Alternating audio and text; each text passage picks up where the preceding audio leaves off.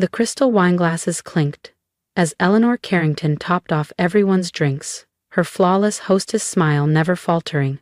The monthly family dinner at the Carrington estate was meticulously staged, a carefully orchestrated display of wealth and status, down to the precise tilt of Eleanor's chin as she glanced disdainfully at me, her son's wife of 3 years. "So, Laura," she said, swirling her wine with practiced grace, "are you still teaching at that little city college?" I dabbed my napkin gently at my lips before responding. "Actually, Eleanor, I'm a full professor now at Riverside State University. I was granted tenure last month." "Oh, how charming," Eleanor replied, exchanging subtle glances with her husband, Philip Carrington, CEO of Atlantic Fidelity Bank. "I suppose someone has to teach basic courses to freshmen." My husband, Daniel, squeezed my hand gently under the table. He was accustomed to these dinners, the thinly veiled insults and carefully masked contempt for my career. To the Carringtons, success was measured strictly by titles, in finance and banking. "Laura actually teaches advanced economics and international finance at the graduate level," Daniel clarified, though we both knew it would fall on deaf ears. Philip chuckled dismissively, slicing into his expertly grilled filet mignon. "International finance from a lecture hall? That's about as useful as studying sailing by reading a manual. Real banking, handling actual money. That's how you learn what drives economies." From across the table, my sister-in-law Victoria smirked smugly. As the newly appointed director of investments at Atlantic Fidelity, she relished reminding me of her superior position in the family's hierarchy. "Oh, speaking of real banking," Victoria chimed in sweetly, "Daddy, should we share the exciting news about our latest acquisition?" Philip's chest visibly expanded with pride. Atlantic Fidelity just acquired Northern State Bank, adding another $60 billion to our holdings.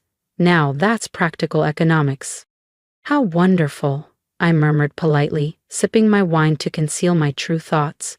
I'd already reviewed the internal reports on that very acquisition, but they didn't need to know, not yet. "You know, Laura," Eleanor leaned forward with feigned sympathy, "Daniel mentioned you've been spending a lot of late nights working.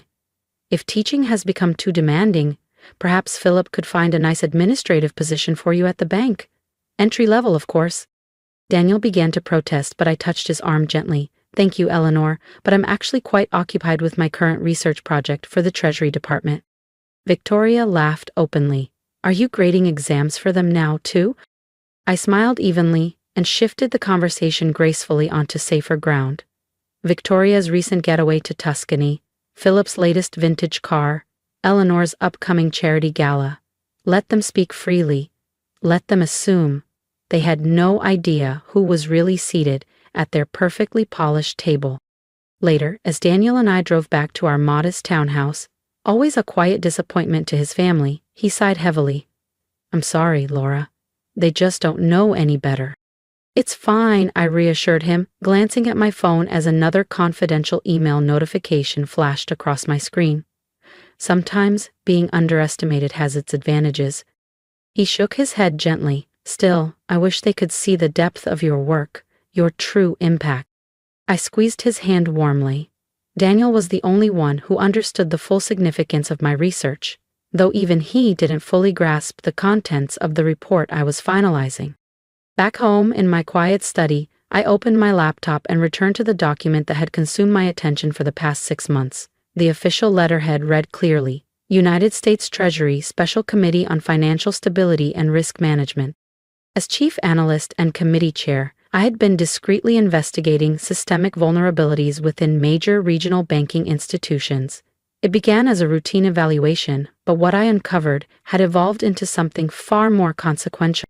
The Carringtons, so proud and confident in their newest acquisition, were blissfully unaware of my meticulous documentation, detailing Atlantic Fidelity Bank's over-leveraged assets and precarious exposure. The report was nearly complete, careful, precise, damning. In 2 weeks, when the Treasury released my findings publicly, Philip Carrington's carefully cultivated empire would crumble beneath the weight of its own arrogance. Until then, I'd let them savor their illusions, sipping wine in ignorance. Sometimes, The best lessons aren't taught in classrooms. They're delivered by reality itself. I had uncovered something far more alarming, particularly regarding some aggressively leveraged banks on the East Coast. My phone buzzed. A secure message from Jonathan Reed at the Treasury Department. Dr. Bennett, preliminary findings confirm Atlantic Fidelity's exposure significantly worse than initial estimates. Urgent full assessment needed immediately. I quickly typed back. Agreed, finalizing report now, still set for Monday's meeting? Yes, 9 a.m. sharp, full oversight committee required. Leaning back, I recalled Philip Carrington's boastful announcement about acquiring Northern State Bank. He had no clue the bank he'd proudly purchased was essentially a ticking financial bomb. Its assets were drastically overvalued, compounding Atlantic Fidelity's already dangerous leverage ratios. Another notification appeared, this time from Elena Rodriguez at the SEC. Identified those irregularities you flagged regarding the Northern State deal. Highly concerning. Review ASAP, sending secure link now. I replied promptly. Prioritize Section 9.2, Derivative Exposure and Valuation Methods. The night stretched on as I worked meticulously, refining each calculation. Every figure had to be flawless, each conclusion airtight. On Monday morning, I would enter the Treasury's regional headquarters not as Laura Bennett, the professor whose profession the Carringtons had dismissed, but as Dr. Laura Bennett, the country's foremost expert on financial system stability. I would reveal how their prestigious Atlantic Fidelity Bank was poised to trigger the most significant banking crisis since the Great Recession.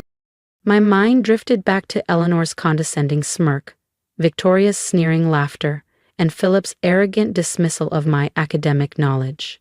They presumed that teaching economics was disconnected from reality. They were about to experience firsthand how theory and practice could collide with devastating force. My phone buzzed one final time. A confirmation message from the Treasury Secretary's office regarding Monday's emergency session. I acknowledged swiftly and closed my laptop. Daniel was already asleep as I quietly slipped into bed beside him. Lying awake in the darkness, I wondered how the Carrington family would react when they discovered that the professor they'd overlooked was about to hold their financial future in her hands. Yet this wasn't about vengeance.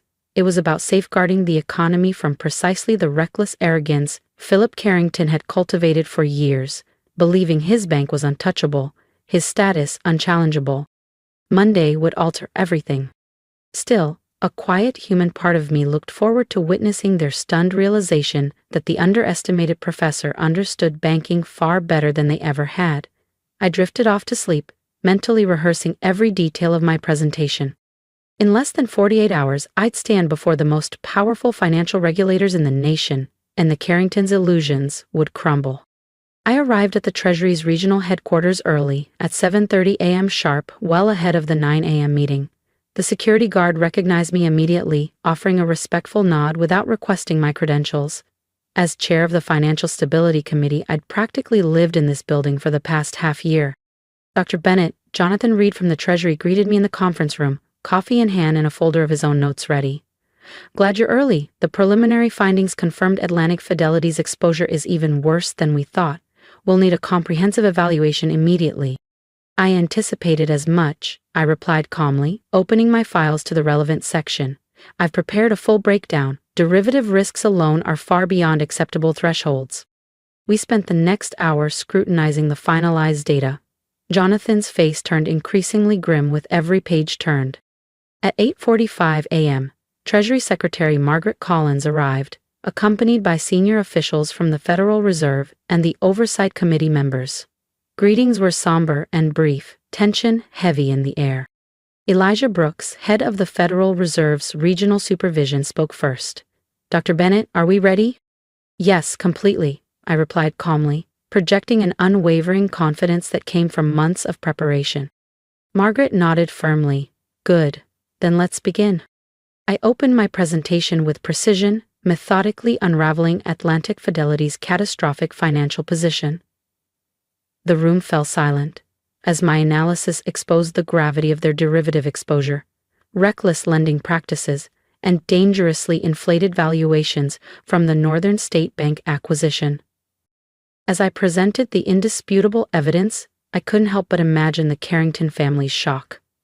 They had dismissed me, thinking teaching economics rendered me naive to the complexities of banking. Now, theory and practice had collided, and it was time for accountability. The committee unanimously agreed immediate regulatory action was imperative. Atlantic Fidelity would be taken under federal control within hours. My work here wasn't about revenge, it was about justice, protecting the economy from reckless arrogance. But still, as the committee dispersed and the Treasury Secretary personally thanked me for my thorough investigation, I felt a quiet satisfaction.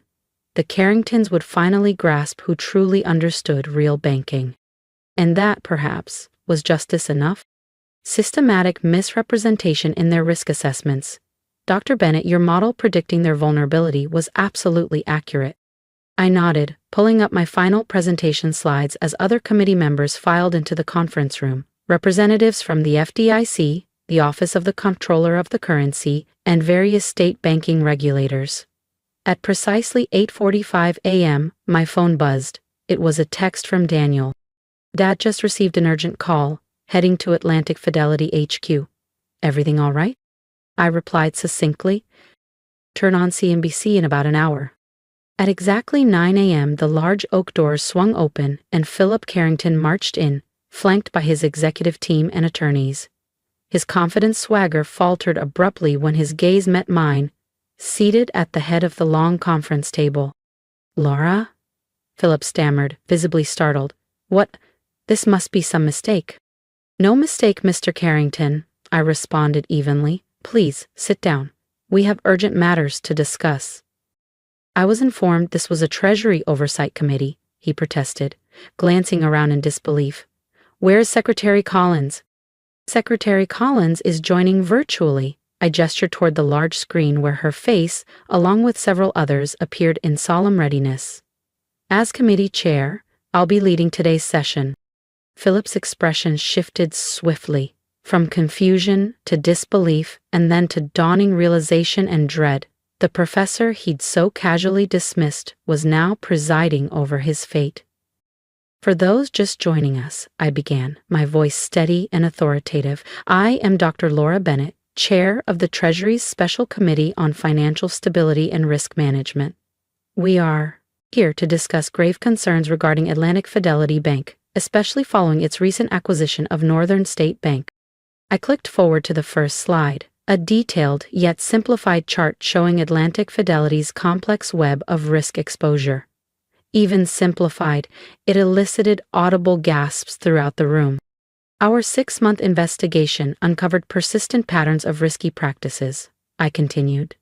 Atlantic Fidelity's actual leverage ratio is over 40% higher than publicly reported, primarily due to significant hidden exposure in the derivatives market. Philip's attorney attempted to interrupt, but I calmly raised my hand. Please hold your questions until the end. There's much to cover.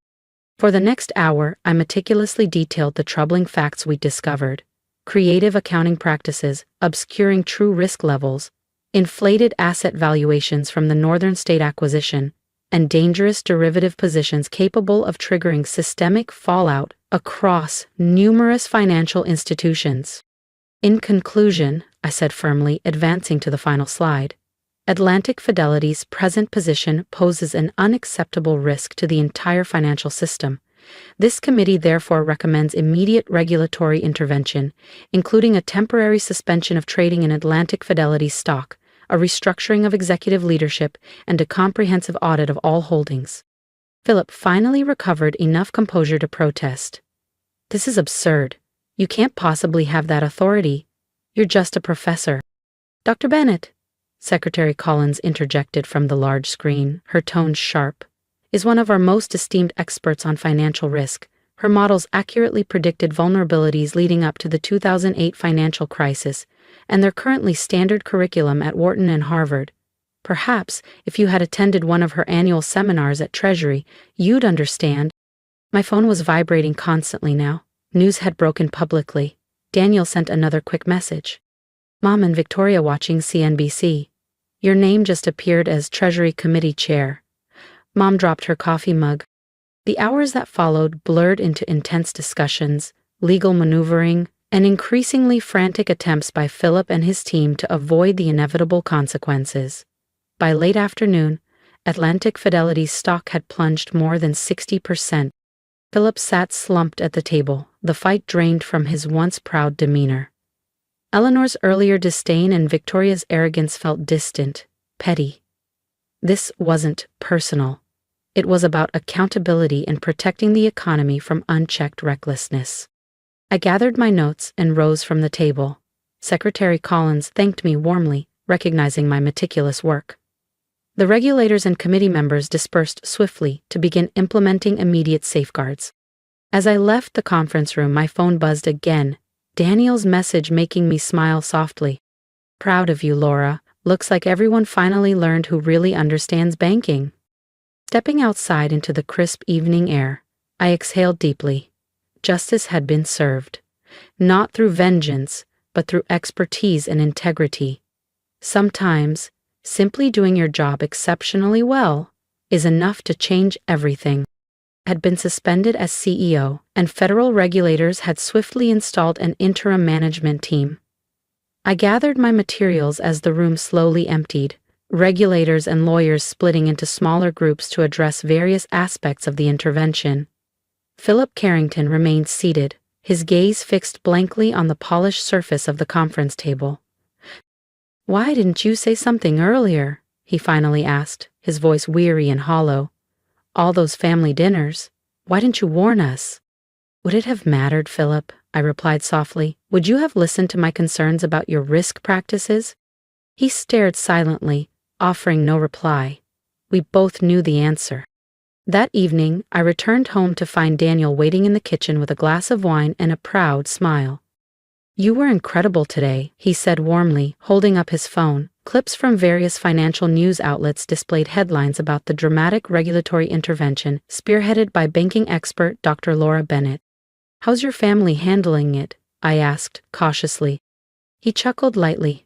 "Mom called 5 times trying to convince me she always knew you were brilliant, claiming she was just trying to push you toward your full potential. Victoria hasn't said a single word, but she quietly removed all mentions of her role at Atlantic Fidelity from social media." I sighed, stepping out of my heels and sinking onto the sofa. This isn't how I wanted things to turn out. The issues at the bank were genuine. Intervention was necessary. "I know," Daniel responded gently, taking my hand. "And that's why what you did matters even more. You acted because it was right, not out of vengeance." My phone vibrated once again, a message from Elena Rodriguez at the SEC. Preliminary audit results even more troubling than anticipated. Immediate intervention was the right call. Over the following weeks, the full extent of Atlantic Fidelity's problems surfaced. Leading financial publications published detailed analyses highlighting how a respected academic had identified systemic risks overlooked by traditional regulators. The Harvard Business Review requested an article on my analytical approach, and multiple major banks began implementing my risk assessment models through top consulting firms.